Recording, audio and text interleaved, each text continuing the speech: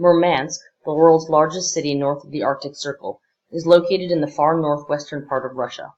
Current readings of the General Circulation Model, commonly referred to as the GCM, predict that the Arctic will experience the largest overall temperature increase on the planet, so the biggest impacts will be felt to the ecosystems and communities existing there.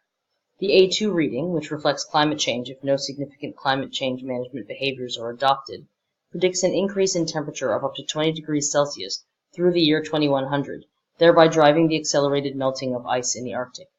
Given Murmansk's role as a major link for access to northern Europe through Russia, the immediate impact of this change in temperatures will be to its major industries of transport logistics and fishing.